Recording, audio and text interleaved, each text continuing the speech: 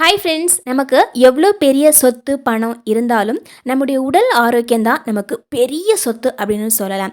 நம்ம உடல் ஆரோக்கியம் கெட்டு போயிடுச்சு அப்படின்னா நமக்கு எவ்வளோ சொத்து இருந்தாலும் நமக்கு அது யூஸ் ஆகவே ஆகாது. ஊட்டச்சத்து இல்லாத உணவுப் பொருட்களை நம்ம அதிகமாக சாப்பிட்டுட்டு நம்ம வயிறை நிரப்புறதால நமக்கு நிறைய நோய்கள் வர வாய்ப்பு இருக்கு. குழந்தைகளுக்கு நோய் எதிர்ப்பு சக்தி இல்லாமல் அடிக்கடி காய்ச்சல், சளி, இருமல் இப்படியே ரொட்டேஷனாக வந்துக்கிட்டே இருக்கும். அவங்கள நாம் அடிக்கடி ஹாஸ்பிட்டல் தூக்கிட்டு போயிட்டே இருப்போம். இதையெல்லாம் தவிர்க்கிறதுக்காக நம்ம வீட்டில் நாம் ஒரு ஹெல்த்தியான லைஃப் ஸ்டைலை ஃபாலோ பண்ணும்போது நம்முடைய குழந்தைகளும் அதை சாப்பிட ஆரம்பிப்பாங்க. அவங்களுக்கும் நோய் எதிர்ப்பு சக்தி வந்துடும். அதே மாதிரி நாமளும் ஹெல்த்தியாக இருக்கலாம். இதை எப்படி பண்ணுறது அப்படின்னு பார்க்கலாம். இதுக்காக நான் 1 கிலோ அளவுக்கு கோதுமை எடுத்திருக்கிறேன். முழு கோதுமை இந்த மாதிரி 1 கிலோவுக்கு எடுத்து நல்லா இந்த மாதிரி வறுத்து எடுக்கணும். சப்போஸ் உங்ககிட்ட வெயில் இருந்தது அப்படின்னா நீங்கள் வெயிலில் கூட காய வச்சு எடுக்கலாம். அல்லது இந்த மாதிரி கடாயில் போட்டு லைட்டாக நம்ம சூடு பண்ணி எடுத்தாவே போதுமானதாக இருக்கும். நம்ம இந்த மாதிரி நல்லா வறுத்துட்டு இருக்கும்போதே அது நல்லா சூடாகும். நம்முடைய கை வச்சு பார்க்கும்போது அந்த கோதுமை நல்லா சூடாக இருந்தது அப்படின்னா நம்ம ஆஃப் பண்ணிவிட்டு கோதுமையை எடுத்துடலாம். இப்போ நாம் 1 கப் அளவுக்கு கம்பு எடுத்துக்கலாம். இது 100 கிராம் அளவுக்கு இருக்கும். அல்லது 1 கப்பு எடுத்து எல்லாத்தையும் 1 கப் வச்சு நம்ம கரெக்டாக எடுத்தோம் அப்படின்னா கரெக்டாக இருக்குங்க. இப்போ அதையும் ஓரளவுக்கு நல்லா சூடு பண்ணி எடுத்ததுக்கப்புறமா கொண்டக்கடலை எடுத்துக்கலாம். முதல்ல வெள்ளை கொண்டக்கடலை எடுத்து நல்லா இந்த மாதிரி வறுத்து எடுத்துக்கலாங்க. நாம் இதை சூடு பண்ணும்போது ஒரு 2 நிமிஷம் டைம் கொடுத்தாவே போதும். அதை நல்லா சூடாகி கிடச்சிடும். நல்லா ஹை ஃப்ளேமில் வைக்காமல் மீடியம் ஃப்ளேமில் வச்சு நம்ம வறுத்துட்டே இருந்தோம் அப்படின்னா சீக்கிரமாக சூடாகிடும். அடுத்ததாக கருப்பு கொண்டக்கடலை எடுத்துக்கலாம். இதுவுமே அதே கப்பில் 1 கப் அளவுக்கு எடுத்துருக்கிறேன். இதையும் நல்லா இந்த மாதிரி வறுத்து எடுத்துக்கலாங்க. இப்போ நாம் செய்கிறது 6 மாத குழந்தையிலிருந்து வயசானவங்க வரைக்குமே எடுத்துக்கலாங்க. நம்ம குழந்தைங்களுக்கு ஹார்லிக்ஸு, பூஸ்ட்டு, காம்ப்ளான் இந்த மாதிரி வாங்கி கொடுக்கறத அவாய்ட் பண்ணிவிட்டு இதை நாம் யூஸ் பண்ணாவே போதும். அவங்க ஹெல்த்தியாக இருப்பாங்க. 1 கப் அளவுக்கு ஆளி விதைகள் எடுத்துருக்கிறேன். இதையும் இந்த மாதிரி நல்லா வறுத்து எடுத்துக்கலாம். இப்போ நாம் யூஸ் பண்ணுற எல்லா பொருட்களுமே மளிகை கடையில் கிடைக்குங்க. ஆளி விதைகள் நம்ம வறுக்கும்போது படப்படான்னு பொட்டி பொட்டி வரும். அந்த மாதிரி ஸ்டேஜில் வரும்போது நாம் இதை ஆஃப் பண்ணிவிட்டு எடுத்துடலாம். இப்போ நான் 1/2 கப் அளவுக்கு சூரியகாந்தி விதைகள் எடுத்துருக்கிறேன்.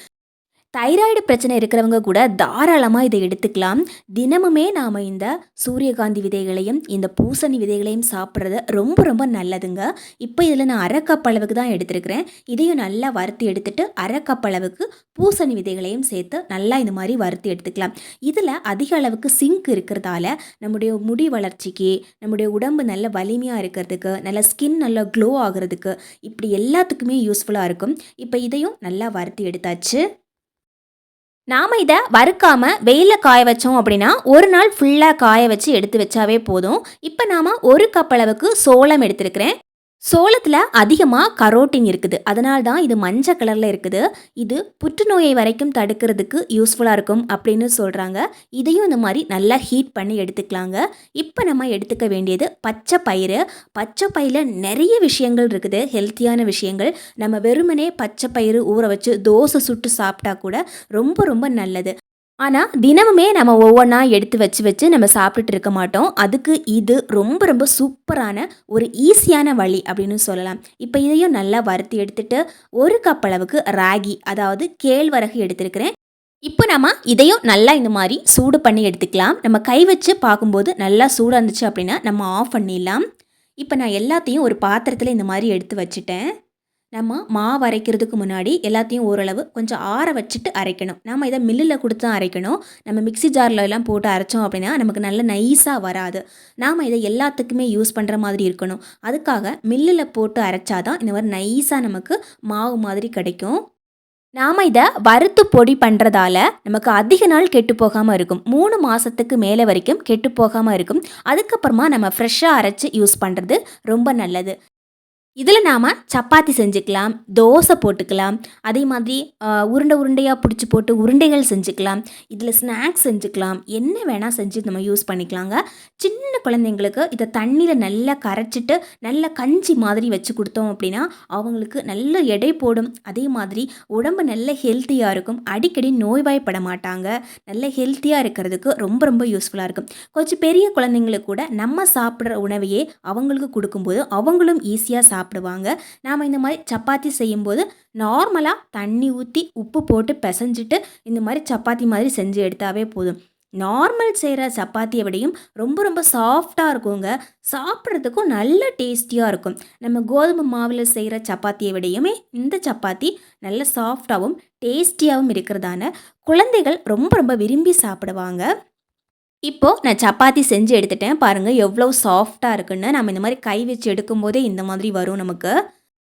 இப்போ நான் உங்களுக்கு இதை பிச்சு காமிக்கிறேன் பாருங்கள். ரொம்பவே சாஃப்டாக இருக்கும் நமக்கு.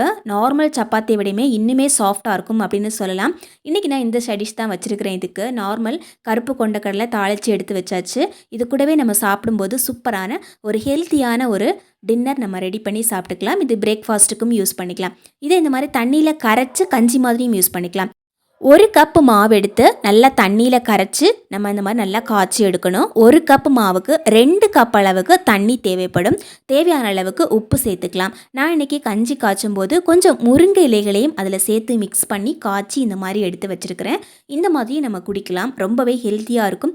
செய்கிறதுக்கு ரொம்ப ரொம்ப ஈஸி. 5 நிமிஷத்தில் வெந்துடும் நமக்கு. அதே மாதிரி தோசை மாதிரி நம்ம செஞ்சு எடுத்துக்கலாம். நார்மலாக செய்கிற நம்ம கோதுமை மாவை விட இன்னும் கொஞ்சம் சாஃப்டாக இருக்குது நமக்கு. Thank you for watching, friends.